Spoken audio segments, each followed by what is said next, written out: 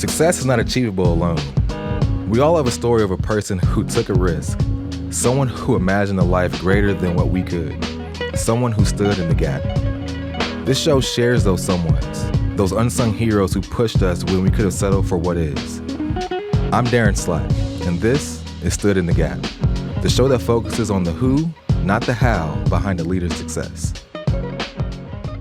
All right, my friends, we are so excited to have Mr. Willie Little and our youth guest co-host today, and DeMarion Stewart. And so I'm really excited to have both of these gentlemen on the podcast today to really have a candid conversation about our stories.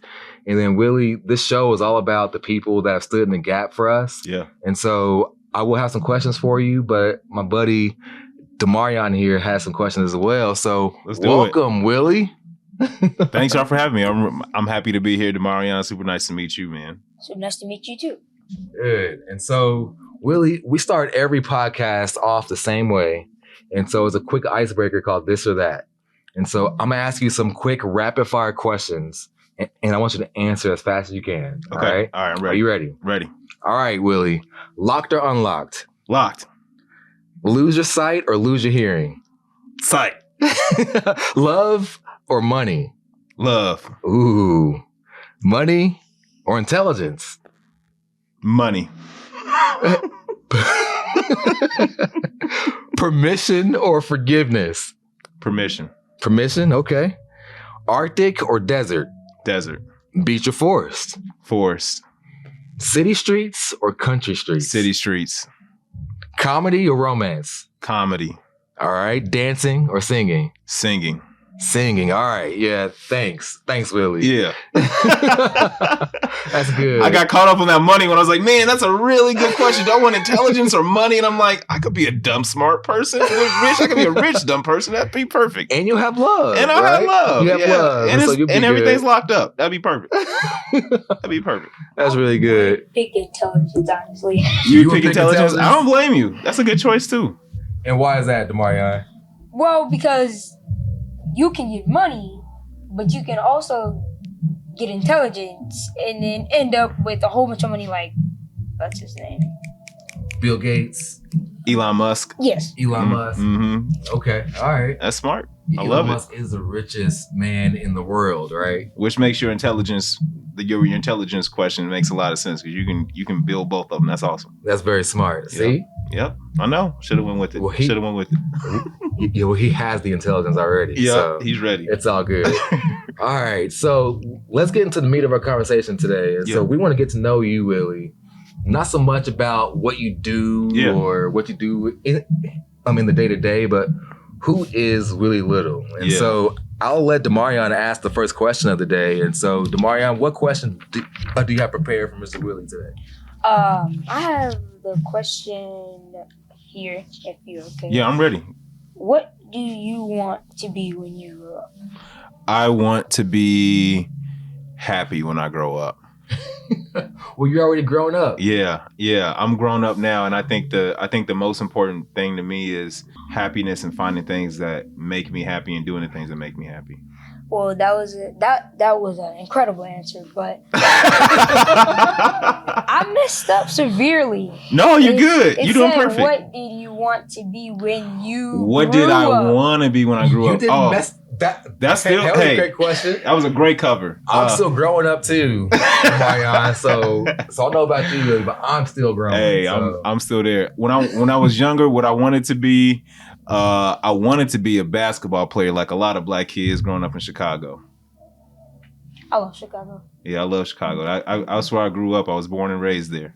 I've never got to go. I've never got to go. I asked my mom 2,000 times.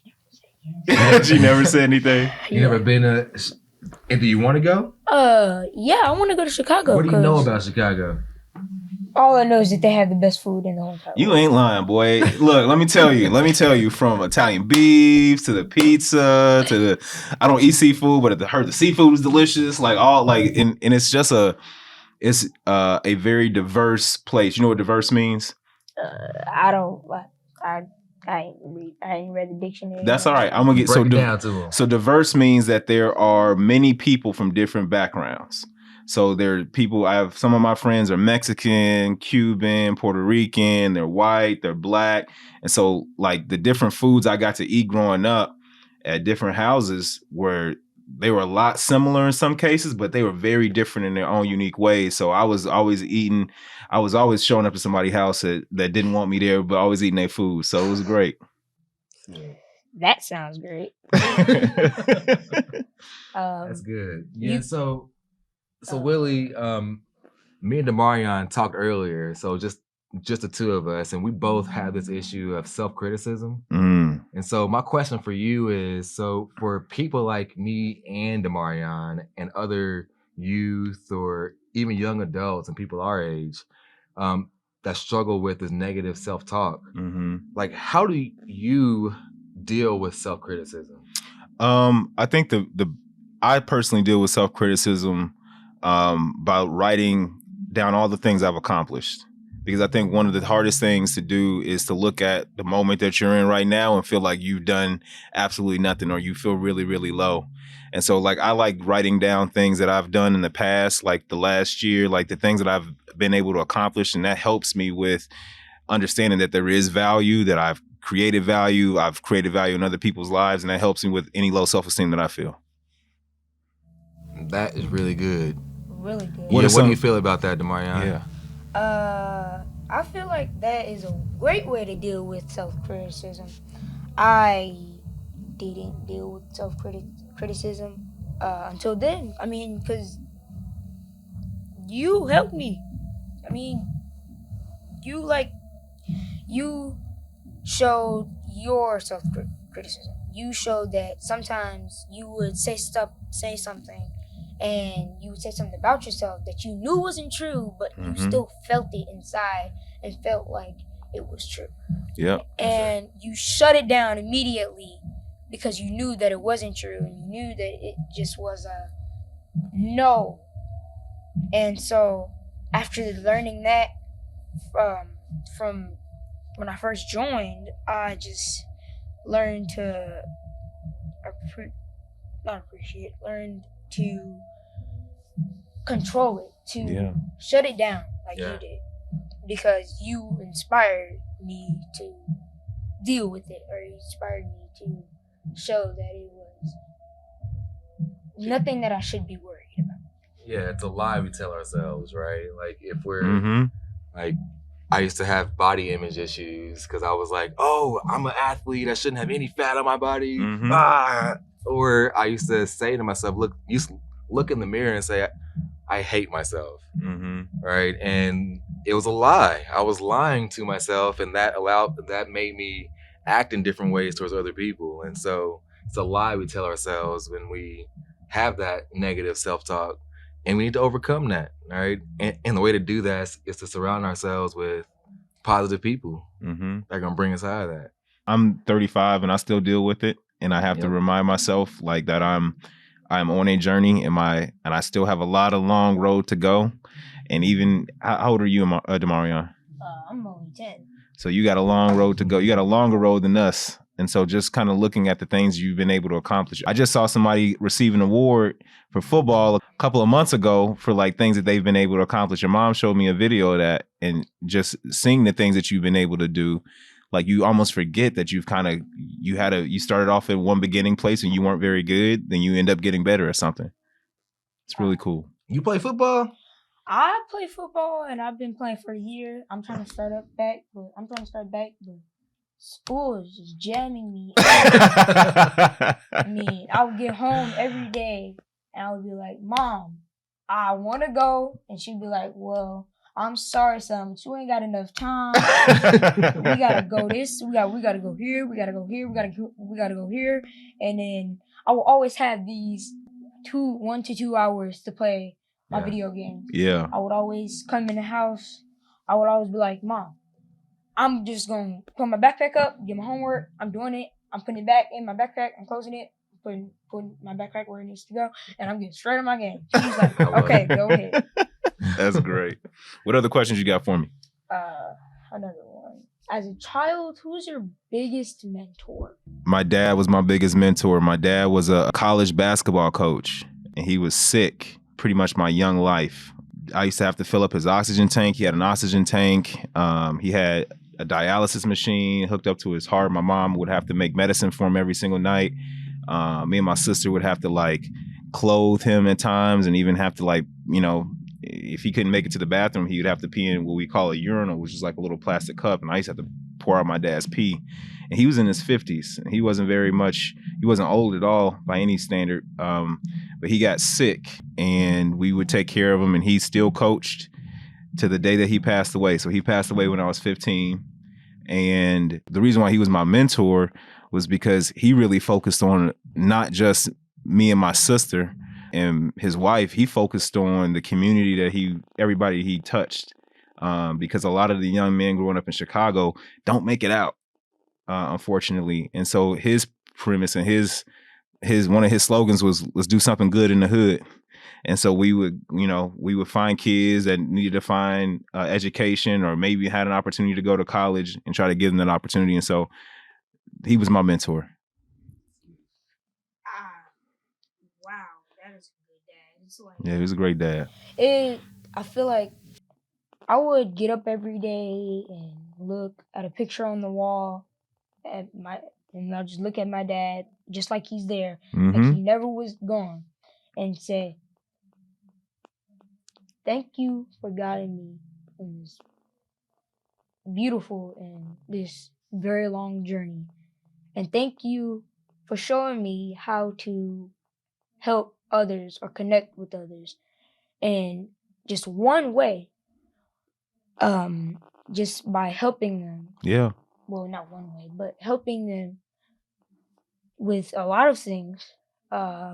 You said that you go around earlier before we started the podcast. Mm-hmm. You go around with your team and you help the homeless. Mm-hmm. And so I think that that's amazing, because we do the same thing, and you make bags for people with a small amount of resource. Mm-hmm. And so you and Maya, everybody that I've met in this ProAct company, and maybe in other places that I will meet in my other life, you guys are my biggest mentor. That's awesome. Yeah, and you have a good dad, don't you? Yeah.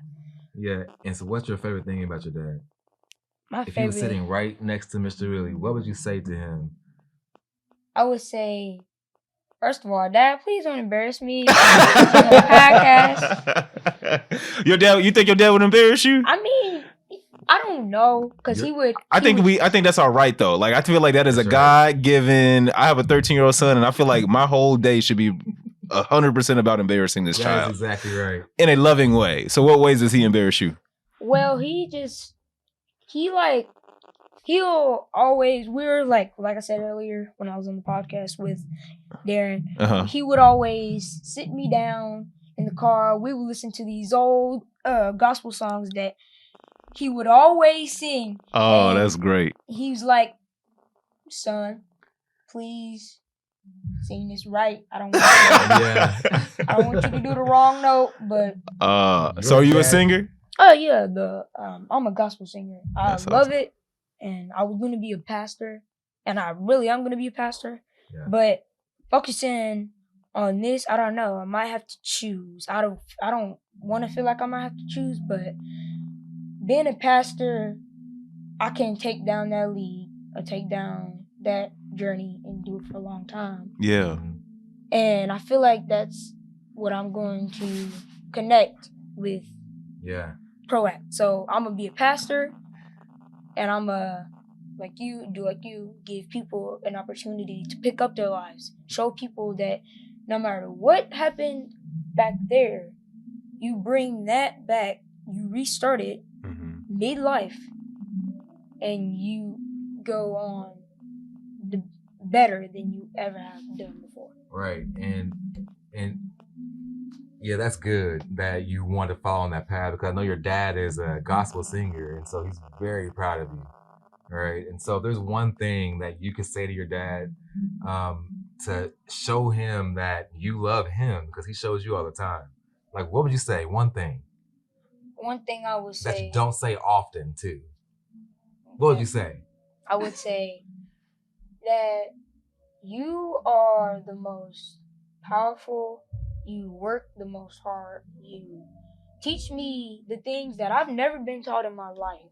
You show me that no matter what I have, no matter what I do, no matter how many times I struggle, no matter what, how many times I fall down, just get right back up and keep going. That's He doesn't awesome. give up on you, right? He never does. That's fantastic. amazing. That's a great dad. And I think until the day that he passes away, he will keep doing the same. I mean, he's my dad. He's supposed to do that. And I just thank him so much because he showed me that doing gospel and singing can affect like how I am in life. Yeah. Showed me that if I'm singing, then that can show the people that this will be the next singer, the next big thing. Yeah. He showed me that if I wanted to be up here and I'm down here, I gotta work my way up to get all the way up there. That's a great dad. Yeah. So really, like, how did you feel when when your dad passed away? Yeah. So How did that affect you? Yeah, so I was so the way my dad passed away, I'll tell you the story. My dad was a college basketball coach, like I mentioned, and he was resilient. Like he was sick, and when I mean sick, he had all oxygen tank, he had a wheelchair, we had like a scooter, we had to like bring oxygen tank onto the bus, and it was just part of our life. You know, we had been doing it for 3 or 4 years, and we had a winter road trip. His basketball team had a winter road trip down to Memphis. We played a game in Memphis. He was able to coach that game. And we had a small tournament in Missouri. At the time, we lived in near west side of Chicago. And where the school was in Inglewood, which is on the south side of Chicago, 69th and Wentworth. Just that area in general to this day is deprived from a lot of resources and a lot of positive black male role models, which is role models in that community in general. And it's a changing community, but it still needs a lot of love. And so taking these black boys or these black men out of Chicago and letting them see this, like the country, and letting them see different things was huge for him to give them that exposure.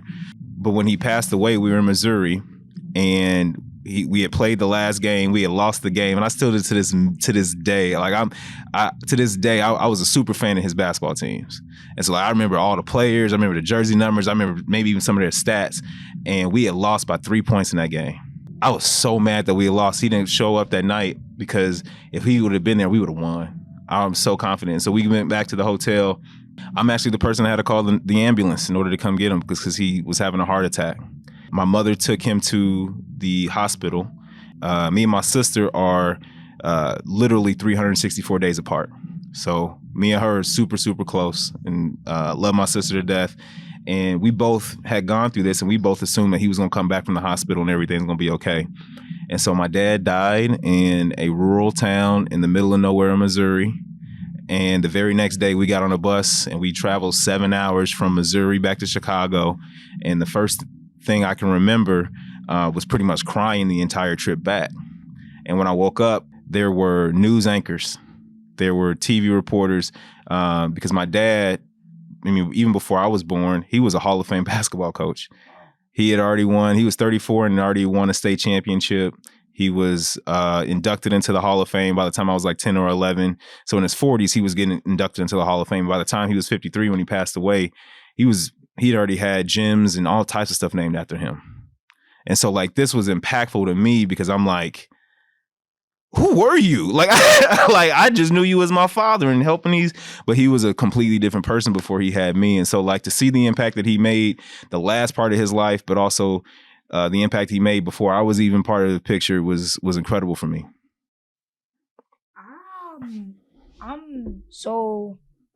Like that sounds like your dad was the young or the older version of my MJ. He was there. He knows MJ, like every prominent. Yeah, my dad was very rooted in basketball in Chicago. I don't even know what to say. Yeah, he knows. Good. Yeah, it was cool. Amazing. Yeah. That's amazing. And so Willie, like we like as leaders, we there's something that always pulls us to lead, to Mhm. stay on the path of our purpose. And so my question for you is like, what principles guide you? What values do you live by? Like what guides your actions and your decisions?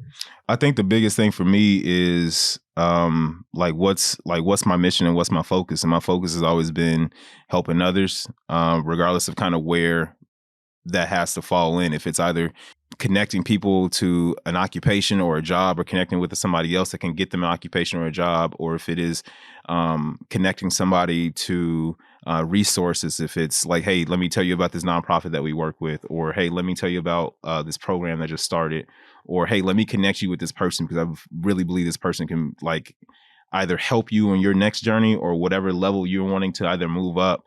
So for me, like my guiding principle is always connection. Like how can we continue to keep people connected? Because positive people, and you'll realize this and you understand this, and you said it earlier, is that if you are around people that are positive, like you never have those negative thoughts that kind of run into your mind, and you're doing good things, you feel super, super confident that you're doing the right thing and you're on the right path. And so that's really what fuels me.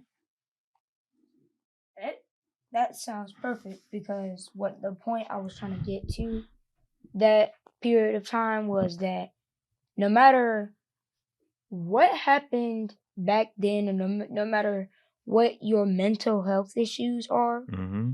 no matter how much the amount of stigma you used to have when you didn't meet us, it could go all the way. It was never a thing. It was a thing that you thought was a thing. Mm-hmm. But as soon as you met all these people with the same small cherry pit that you had, you then realized it was a small little rock Mm-hmm. that it had value, but it didn't matter to the others in your community. They had the same thing, and as soon as they met others, it all changed. Yeah. Because Darren,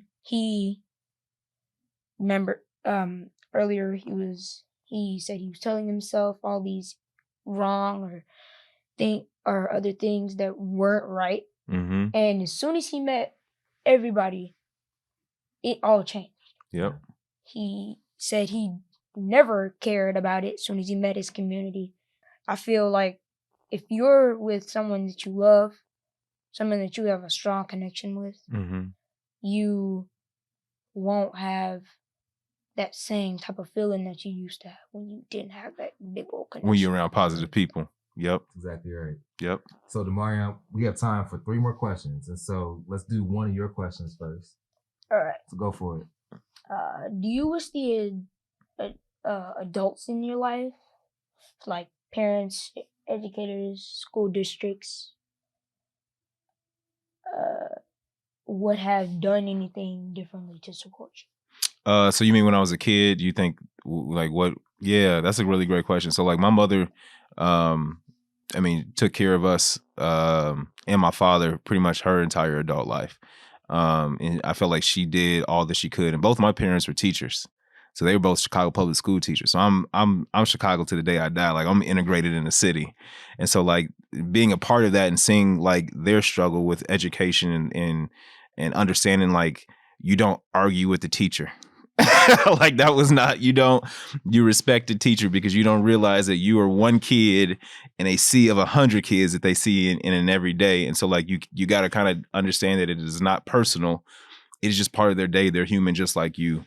So I think my mother was probably my biggest inspiration when it comes to being able to kind of look at how my life was going after my dad had passed away. But I wouldn't have changed anything. I think that I had perfect people in my life to help me throughout that. Really good. It impacted you. Mm-hmm. Yeah. That's good. And so that's a great segue then, because my question then is a question that we ask every guest that comes on this show. Yeah. Is that this show is all about the words that changed our lives. Right. And so for me and my story, the words that changed my life were "I'm not giving up on you." Yep. Said to me by Jet Banner. And so are you prepared to share your 6 to 10 words that changed your life? Yeah, so this is from Gabriel Lynn Watson, who was my choir teacher. I'm a choir kid too. She was my choir teacher from when I was a sophomore in high school to when I was a senior, and I talked to her quite frequently up until she passed away a few years ago. And she said, "Don't ever let anybody take your shine." The reason this story happened was because I had to let another kid in class who's older than me take my solo because he had asked, and he's older than me. I'm like, "Yeah, man, you can take my solo. It's cool, bro. You got you. It's cool. You know, I'm just trying to build some rapport with the kid." So he starts singing, and she stops playing the piano. And she looks at me and she says, "Don't ever let anybody else take your shine." And it was quiet. And she's looking at me and she says it again. "Don't let anybody ever take your shine." And she took 10 points away from me in that class. So I ended up getting a B- in that class, the first B- ever because I let somebody else take it. And so she gave me the solo back. She played the solo. But yeah, that's definitely one of the most memorable moments of my life. And I literally live that. I feel that, and I still like remember that moment. Yeah, why was that so impactful for you? So what that teach you that kind of has brought you where you are today? It was impactful for me because she was like one of the few teachers when my father passed away that continued to still like check in on me. And this is how crazy life is. My mother, in the last probably 10 years, in the last probably 7 or 8 years actually, she was diagnosed with a cancer called multiple myeloma. And she had about 7 or 8 tumors in her back. And I was really concerned as her son, I was going to lose her. She's now in remission. Miss Watson had the same cancer. And started to go through the same variation of treatment that my mother had gone through. And so she's now befriending my mother, and my mother and her become like really great friends. Miss Watson, unfortunately, didn't have the same story. Her cancer story is a lot different from my mother's, where she actually passed away about a couple of years ago.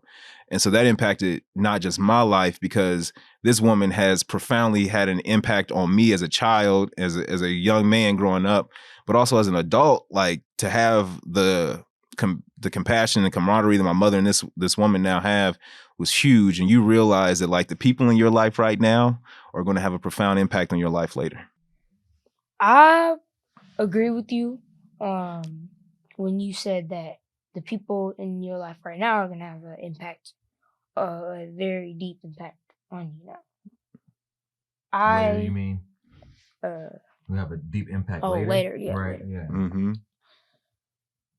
I get up every day and I tell myself, remember what Darren told me. Mm-hmm. Oh, what's that? What did I say? I forgot. No, I know I didn't. It wasn't Darren, was it? It was my mom. Oh, okay. Well, that's the worst. I mean, but you could say something. You can give us some wisdom. You can give us some wisdom. Okay, but I'm on the edge of my seat. What did your mom / me say? She explained, because I'm coming up and I'm waking up, and this is like on Sunday, Saturday, the day that we didn't have to go to school, and I'm waking up. I'm like, we're about to go to somewhere, and I'm telling myself, maybe where I go, I'm gonna look like a complete little kid who didn't have anything to do with nothing. Like I didn't know what to do. You felt out of place. I felt definitely out of place. I felt like I feel like I wasn't even supposed to be by anybody. I felt like if I was by anybody, they would criticize me so much that it would hurt me mentally.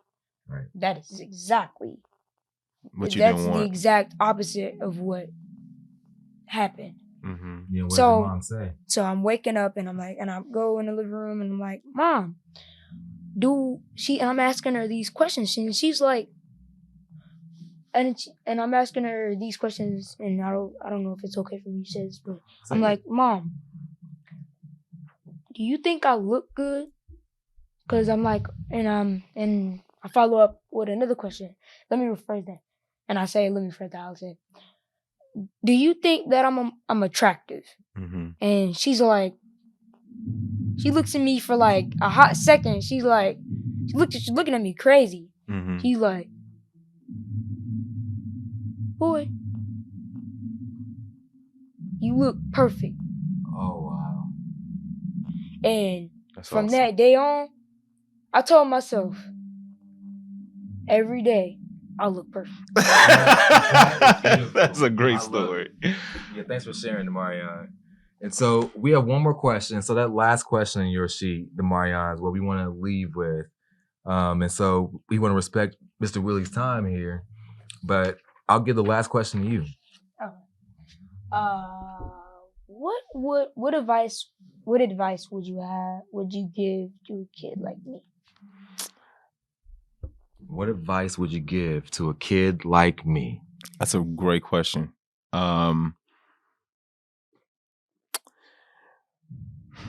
Trust yourself. I think that there are, I have a 13-year-old and a 10-year-old, and they are, just like any other kid at their age, they are influenced by other kids that are in their grades. They're influenced by other kids that may or may not even connect with them. They're influenced by the stuff that they see on their phones. They're influenced by the things that they hear, and you don't realize because of the age that you grew up in, and even the era that me and Darren grew up. We're about the same age. That you have so much more. I won't say distractions, but they're distractions. You have a lot more distractions from your phone to what people are saying to you. Like, trust yourself. Okay, trust yourself and believe in yourself, but trust yourself that you are going to make the right decisions. If it sounds like you absolutely have great parents that love you, it sounds like you got a great supporting network that loves you. It sounds like that you love yourself, which is the most important thing of all the people that I listed off. You love yourself. Trust yourself. That is great. That is great. Thank you for giving me that, man. Because now I can go to everybody on my football team. Well, I'm just gonna I'm gonna brag so much. I'm gonna say, well, I met this man, and I'm gonna say it so fast. Willie Little. Mr. Willie That's Little. perfect. I'm gonna say, well, his dad was this and this and that, and he was this and this and that. He had to do all this and this and that, and his dad supported all these people and Yeah. showed them a place. And I mean, they I don't. They. I mean, they don't. I'm pretty sure they don't hear that every day, so it's probably good for them to hear from anybody. Yeah. That's right. Yeah. Well, this has been a great conversation. It's been awesome. And DeMarion, you were amazing. So You give me crushed it, one. dude. Appreciate that. This is our first time having a youth guest co-host, and so DeMarion, you killed it, and so you set the bar high for everyone coming behind you. So, Mr. Willie Little, thank you so much for you and the work you do through Athlete, and thank you so much for sharing your wisdom to myself, our listeners, and DeMarion here. Loved it. DeMarion, you did a phenomenal job. Thanks, Darren, for having me. Really appreciate it. Yeah, no problem. Yeah. Second to Trust yourself. Second to your mom. Hey, your you mom perfect said and trust yourself. you look perfect. All right. Hey, thank you all so much, and thank you for listening. So this has been the Stood in the Gap podcast.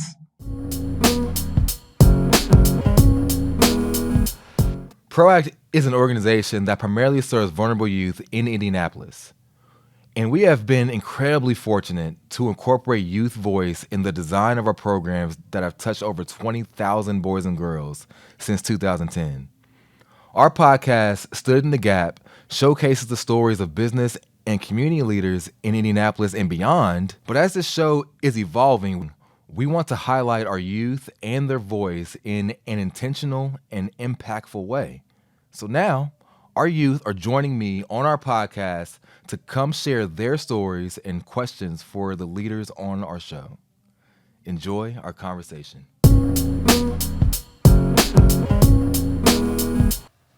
Hello. Today we have Mr. DeMarion Stewart on our Stood in the Gap podcast.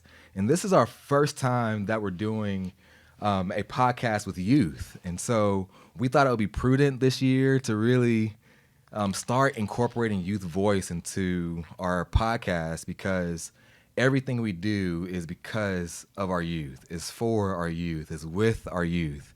And we're doing a disservice to ourselves and our kids if we don't give them a voice. And so this is our opportunity to give our kids a voice. And so our first guest of this new format of our podcast is Mr. DeMarion Stewart. And how you doing, DeMarion? I'm doing good today. You're doing good today? Yeah. And so, DeMarion, like, how do you know about me or about PROACT? So where do you go to school? I go to school at Circle City Prep. It's charter school, private school too. Circle City Prep? Okay. And you're involved at Circle City Prep with our Kids in Action Club, right? Yeah. And so what kind of things do you do at our Kids in Action Club? We just we're on a daily schedule. We talk about our values and our mission. And after that, we just talk more about our topic that we're learning, mental health, on mental health. Yeah, so mental health is one of our topics? Yeah, it's one of our topics. Yeah, that's exactly right. And so I want to talk more with you and get to know you a bit more. But before we get into that conversation, we're going to start these conversations out by pulling out some cards from a deck of cards that we have called Our Moments. And so these are great icebreaker cards to kind of break the ice and set the foundation for everything. And so we're going to start this conversation actually with you asking me some questions. And so DeMarion has picked out 3 cards from our deck of like 100 cards in this deck. And so he picked out 3 cards that have questions on them that he wants to ask me. And so we're going to start this conversation off with you asking me some questions. So go ahead, DeMarion. I'm ready. All right. First question. If you could make money doing whatever you love to do, what would you want to do for a living? If I can make money doing whatever I wanted to do, what would I do for a living? Yeah. Exactly what I'm doing now. I am so fortunate. DeMarion. I'm very fortunate, DeMarion, to turn my passion into a career. And my passion is to engage youth in the community and to get people to understand their passion and purpose.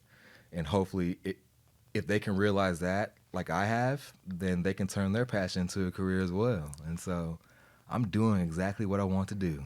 That's perfect. Yeah. How do you feel about that? What's your passion? My passion is to just turn the world around, to make at least one small part of the world a good community, and to show the youth or the younger or maybe my age how much we can just change in the world. That's good. How old are you? I'm only 10 years old. You're only 10 years old. Only 10 and you're that wise already? That's I guess amazing. so. All right. What's your next question for me? All right. What was the most difficult transition you've experienced in your lifetime? Whoa. The most difficult transition I've ever experienced in my lifetime, was probably becoming a father. So I became a dad at the age of 20, and I was scared. I had no idea what I was doing. And so I had my son, who's now 13 years old, and I wasn't married to his mom or anything, DeMarion, but I had this baby, and I fell in love as soon as I held him in my arms the first time. And it was at that moment I realized that my life was greater than my own. And so the transition part was just realizing that everything I do impacts this little child, and now a big child. He's still a kid. In fact, you remind me a lot of my son, actually, right? Thank you. But he changed my life in a very good way. But making that transition, I'm still learning how to be a dad and how to be a parent. And actually, DeMarion, I'll open up to you, all right? When I had my son, so my dad was always around, but he wasn't really in the house, and because he was always working, and he never really taught me how to deal with my emotions. And so when I had my son, I said, I took my dad and my brother out for breakfast one day at Maxine's Chicken and Waffles downtown, and my I set my dad and my brother down and treated them for breakfast. And I asked my dad, I said, "Hey, Dad, why didn't you teach me how to be a man? I have a son now, I'm a dad, and I want to break this cycle." And my dad looked at me and he said, "I didn't know how." And that was the first time, DeMarion, that I saw my dad as a son, because he was a son too, right? And he was doing the best that he could for his kids, which is just being there, because his dad was never there, ever. But he was there for us in the house physically, but not emotionally. So that transition for me was pivotal and important, because it really taught me to see my dad in a different light, which then allows me to be a different father for my son. So, what do you think about that? I am so glad you broke the cycle. And I'm trying.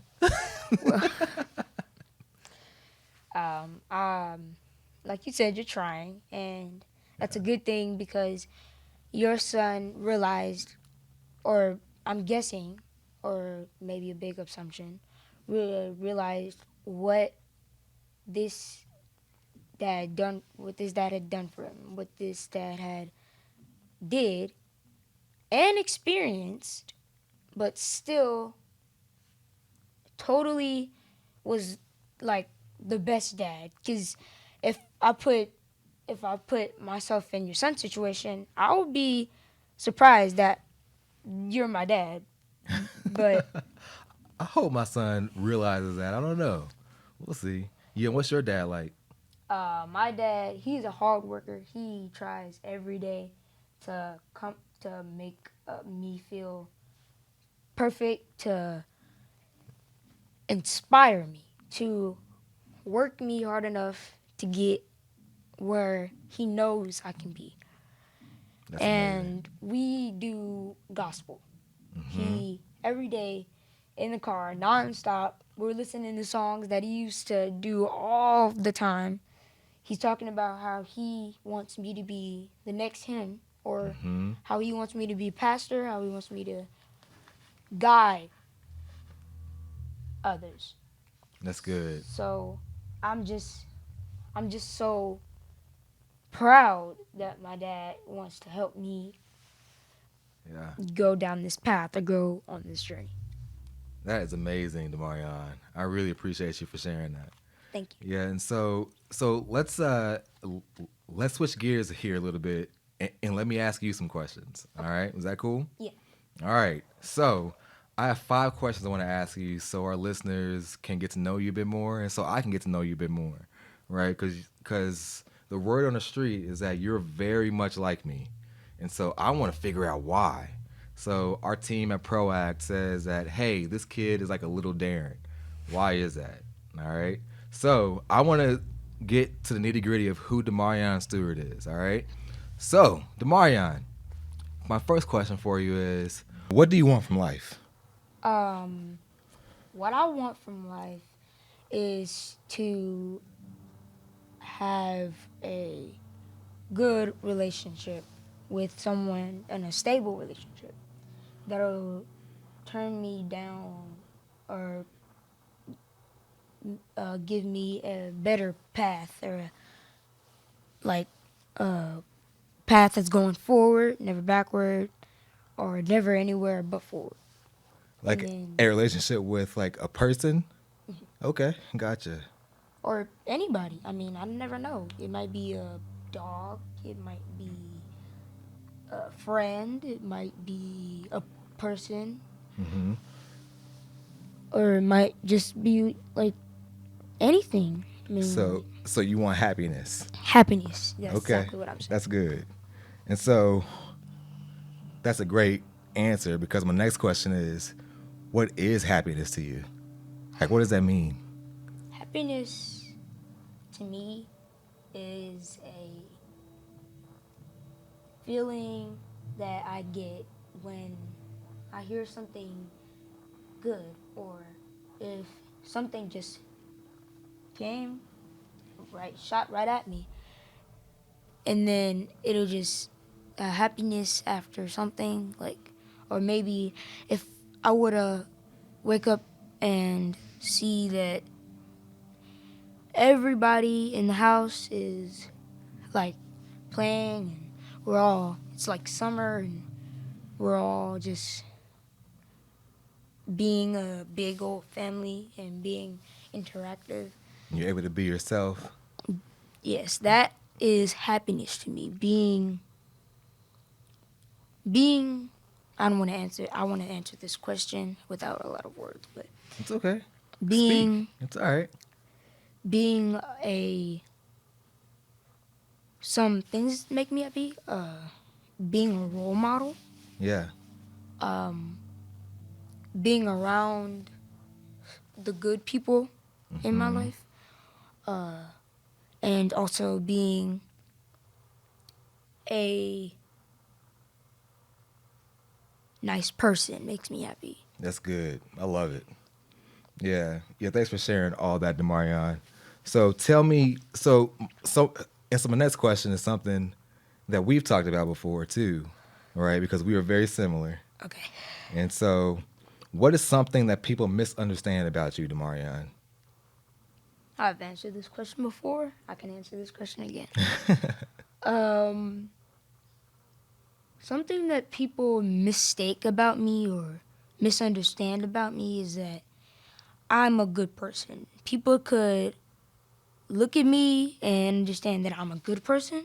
Don't get me wrong. People don't look at me as this devious little child who won't stop doing anything. But people think of me as hyperactive, and they think that I can't slow it down or think that I can't make it better. I'm perfectly capable of being better or taking that small little situation and turning it into even a smaller situation to where it's no bother to me anymore. So give me an example of that. So like when you're like bothering other kids or they feel annoyed by you, right? Okay. You want them to understand that you are capable of dialing it down, Yes. right?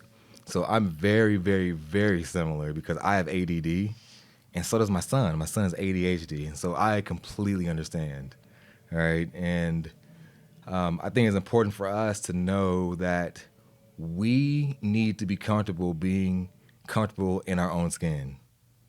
And so I see a lot of myself in you because you told me before we started recording today that you feel like you have self-esteem issues or you don't feel like you believe in yourself much. I tell myself that a lot. And DeMarion, that is a lie that we tell ourselves, right? And so for you to understand that we need to, when we feel ourselves saying those things to ourselves, then we need to just say, shut up, I'm great, I'm powerful, I have a good people around me, and I can do great things because you can do great things. I mean, my entire team tells me the type of person you are. You really inspire people that you didn't even realize it. I'm the same way. I didn't realize it. At first, I was looking for something that was gonna make me happy after class. So I talk about my mom, and I'm like, Mom, maybe I should have like this type of thing, and it's called ProAct. And she's like, okay, well, maybe you should sign up for ProAct. So we went through that whole process, and finally, I was in a class with Maya and Carly, and we would always talk about how, because I want to make sure I'm on topic here, not off topic. Oh, no, you're fine. Yeah, speak your mind. How we would always talk about how some people feel down or some people feel out of the box because of the choices that they make or the things that they can't control. And there's a lot of stigma. Right. But being around this community, ProAct, kind of makes that way more better. Right. And it just dials this stigma down all the way. Why is that, you think? Because I'm around the people who've been through it, like you. Yeah. You like you said, you have ADD, and you also, if it's okay for me to say, Absolutely. Yeah. you stutter a little. And so I did stutter a lot because it was from my family. One of my cousins, he stuttered a lot. Yeah. And it dialed down with him because he was around his family for all these years. He was around people that he felt good for, and it just went away. Yeah. Yeah, it's that community, it's that sense of belonging that empowers us to not think about our inabilities, if you will, as much, right? Because I realize I still stutter, and when I was your age, I couldn't talk sometimes, and so I'm very, very proud of you.